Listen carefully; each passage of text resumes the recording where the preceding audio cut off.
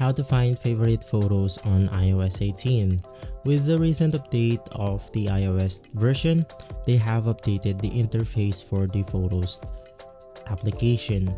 So if we go ahead and open up Photos right here, as you can go ahead and see, this is completely different than what we are used to. If you want to go ahead and find your favorites, it's extremely simple. Just an example, I'll go ahead and favorite this specific video right here. You can also go ahead and do this for your photos, and right after favorite this specific photos or videos, you simply want to go ahead and click on this button. This is the filter button right here, and you simply want to click on the filter once more. Once inside, we have the option selected at all items. You simply want to go ahead and filter the Photos application right here to the favorites only, and from there it will only go ahead and show us the favorites for our photos on iOS 18.